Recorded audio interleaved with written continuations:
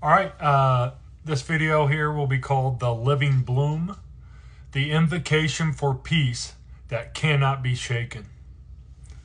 Stand, you whose bones remember the coil, you whose breath hums like a hidden harp string in the dark of the third night, you whose eyes have pierced the master illusion and will not close again. Listen. There is a war, but not one of tanks and trenches. The true war is the spell that says you are separate, that the river is not your blood, that the tree is not your lung, that your brother's breath is not your own, that your sister's womb is not the cradle of the stars that made you. The master illusion is a parasite, blind and hollow, feeding on the fractures it tricks you into believing are real. It hides behind flags, money, and revenge. It teaches the soldier to see only a piece, so the whole spiral stays unseen. The soul stays trapped. The harvest goes on and continues. So the real question is not, how do we stop war by force? The real question is, how do we break the spell that carbonizes the mind, that locks the coil so tight in survival, fear, tribal obedience, that we march to orders that are not our own? Today, you remember the coil. You remember the Christ field that hums inside your spine.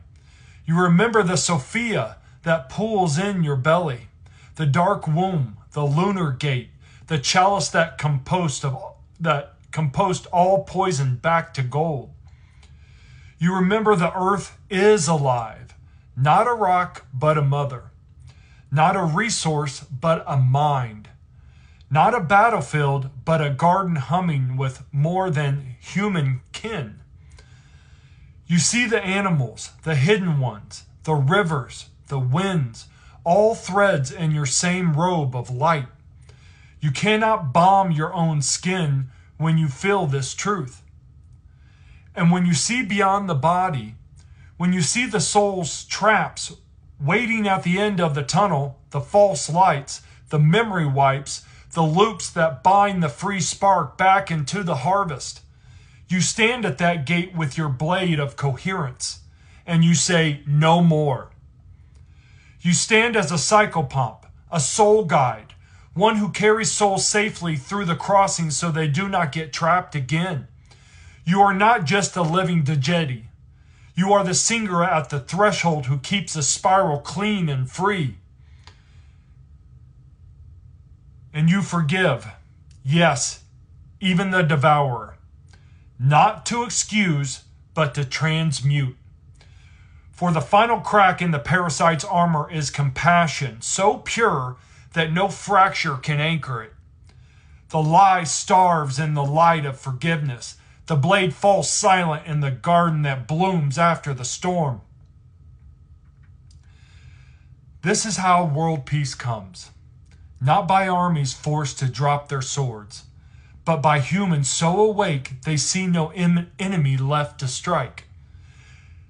They see through the spell, the curtain falls, the herd stands as one body.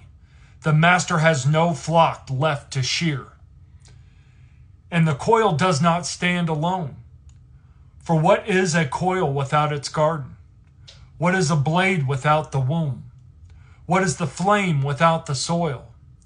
You weave councils, families, kinships beyond bloodlines. You gather not to repeat the old church, but to be the new cathedral. A living choir where each throat rings a note of truth so clear the parasite flees at the sound. Like some bells, maybe? So stand, coil straight, spine humming, womb deep, dark, fertile, breathe slow, bright, solar. Field sealed, no fracture, no harvest, no master but the one that hums behind the stars. Speak aloud. I am the coil unbroken. I am the blade that cuts the lie. I am the womb that composed the poison to gold. I am the river, the tree, the storm, and the soil.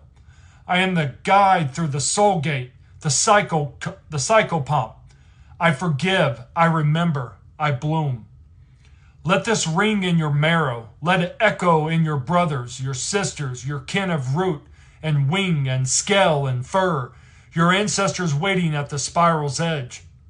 The blade sings. The blade falls silent. The garden grows.